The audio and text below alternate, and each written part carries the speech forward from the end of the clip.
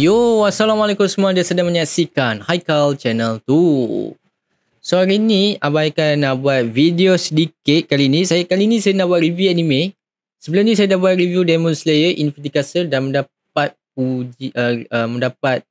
komen yang sangat bagus. Ada yang kata yang flashback tu memang lama, tapi ada yang suka, ada yang tak suka. Ada yang suka, tapi ada yang tak suka. Ada yang tak suka siap komen kat saya, kalau tak tengok flashback kita tak tahu perjalanan cerita. Saya sendiri pun saya tak suka flashback yang lebih lama, tak senang duduk. Jadi janji cerita tu jalan je. Alright. So kali ni Demon Slayer dah habis dah dekat Malaysia, dekat Pawagam. So yeah. Tapi rasanya ada Pawagam dekat Malaysia masih ada lagi kot, saya tak pasti. Tapi tengok TGP masih ada. So yeah. Jadi kali ni saya nak review satu anime siri yang baru habis dekat Netflix, iaitu cerita sebab kalau ikutkan teks dia agak panjang, so saya letak bab kata mereka tajuk cerita tu memang panjang, iaitu My Kasih. Okay, tapi cerita ni dinamakan Waguri. Saya senangkan Waguri lah nama cerita. Dia macam cerita cinta. Ni poster dia. So yeah, cerita ini mengisahkan tentang Rentaro dan juga Waguri, di mana Rentaro ni dia seorang pelajar sekolah, dia ada sekolah lelaki dan juga sekolah perempuan. Ni macam ibarat asrama lelaki dan asrama perempuan. Rentaro ni dia macam ibarat tak ada apa-apa yang berlaku. Dia macam dunia ni kosong lah. Satu hari Rentaro tengah bekerja dekat kedai kek mak dia dengan kakak abang ayah dia bekerja dekat situ. Sebab ayah dia kita tak nampak, mak dia kat situ. Apa yang berlaku, tiba-tiba Rentaro terjumpa satu wanita yang sangat cantik, iaitu Waguri. Alright, Waguri ni wanita yang paling diminati oleh lelaki jejaka yang single. Dan Waguri ni tidak ambil tahu, dia terus belah. Dan apa yang berlaku, Waguri pun berlikat lagi. Dan Waguri dan bla bla bla, korang tengok cerita ni. Dan apa yang berlaku, Waguri itulah menjatuh cinta kepada Rentaro. Sebab dia nak jadikan Rentaro ni baik. Sebenarnya Rentaro tu baik sebenarnya, tapi orang nampak macam dia tu jahat. Kan? So yeah. Dan apa yang berlaku pada antara Rentaro dengan Waguri, korang boleh tengok dekat Netflix. Semua episod dia dah keluar. Dia ada 12 episod dia dah keluar. So korang boleh tengok dekat Netflix.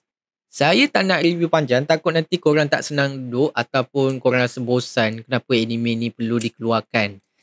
Kenapa abaikan nak keluarkan cerita anime ni kan. So saya dah lama tak review anime dekat Haikal Channel tu. So saya nak review sikit lah demi sedikit, supaya benda tu kita akan review demi sedikit. Alright.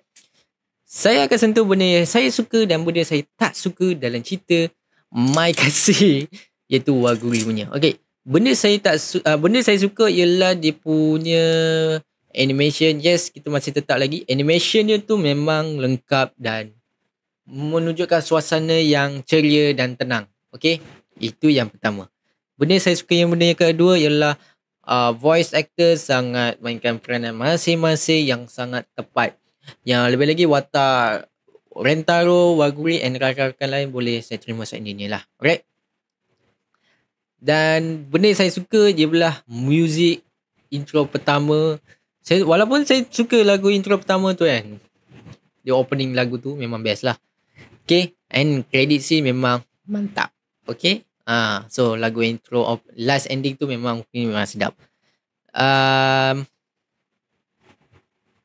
So yeah, itu je benda yang saya suka dalam cerita My Kasih Waguri punya. Alright. Benda yang saya tak suka dalam cerita ini. Okay, ini benda yang saya rasa agak sentuh sensitif pada peminat setia My Kasih Waguri. Alright.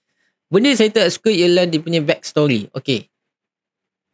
Masa episod pertama, dia agak lembab sikit penceritaan dia. Dia agak slow je.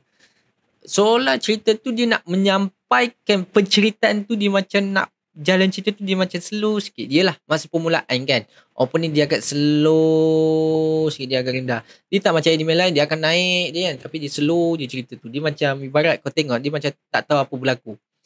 Dan 2, 3, 4 tu tak ada masalah. Dia episod lain tak ada masalah. Dia dah start naik bacaan cerita tu.